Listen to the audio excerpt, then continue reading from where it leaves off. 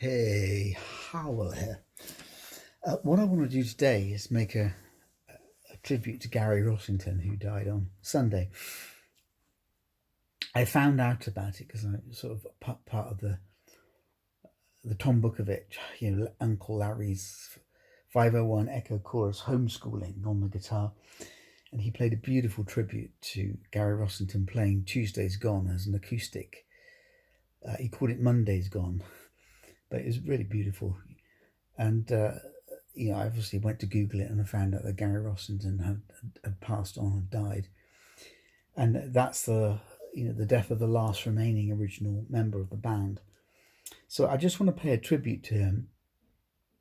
So it was not long after this album was released in the mid-70s that I was sitting in a friend's kitchen, and a lodger in that house, was playing this on a cassette, the live version. He was playing Freebird, and she said, "Oh, wouldn't it be amazing to be there in the Fox Theatre or wherever it was, the Energy live?" And I said, "Yeah, that would be incredible, yeah."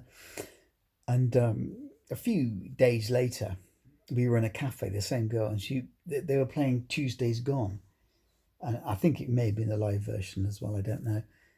And she said, "Oh, this is their other great song, Tuesday's Gone. It's like their ballad from the live album." And that was just in a record shop in London, one of those really old, lovely record shops of the 70s. And I saw this here. I thought it was fantastic, this album here. And so I bought it. It's been my favourite live album ever since. And here, you've got Gary Rossington there. And that's behind him is Steve Gaines. He'd only just joined the band. But this is brilliant. I mean, I always felt that all the tracks are better on this live album than they would be on the studio album. And if I look here, just find some nice pictures. See that picture there? It's a really good picture. Okay, there's Gary there. It's a really nice picture. I think I'm pretty sure that's a 58 Les Paul that he was often mostly seen with. He played it at an SG on the Gibson SG on the Firebird, little Confederate flag behind there. And this album, Give Me Back the Bullets, I've never found the album cover for this. I have got pronounced Lynyrd Skynyrd somewhere. And then we've got Street Survivors. I don't know whether that's in frame. And this is my favourite studio album of Lynyrd Skynyrd. There's Gary there. And there's Steve Gaines all covered in flames. He's the one with the red shirt. So this is right prior to the infamous, famous aeroplane crash.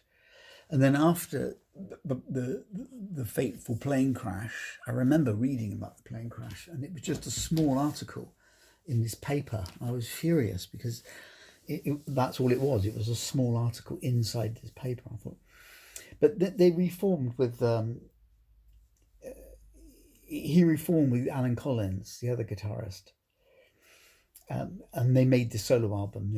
And there's two of them, but this is a really good one. I enjoyed this one, and then some really good pictures in it. If I can, so on the left there, bottom left, that's Gary there, and then you can see him with the hat in the top right-hand corner. And then there he is with Alan Collins and Del Krantz below. And there's some really good pictures here, like on the top right, that famous Les Paul. Really, really love that guitar. And there's Del Krantz there on the top, in the top left. Yeah, if I put this back. And so, Lynyrd Skynyrd had been a massive part of my kind of musical journey, if you like.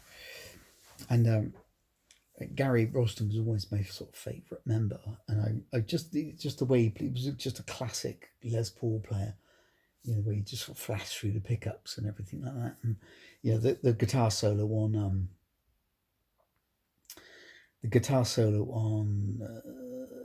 Call Me the Breeze is just so good. I can remember Premier Guitar with, I think it was Rebecca Dirks on YouTube. and they did a rig rundown with Gary Rossington.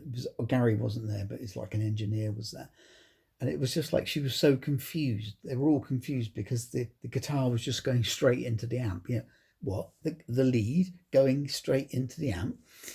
Obviously there's a bit of reverb, and there was just one effect in the amp. The PV head was just a built-in phaser, and very simple approach, but a great player, really soulful, really good stage presence and everything like that. A great inspiration to me. So it's very sad that he's passed on at the age of 71.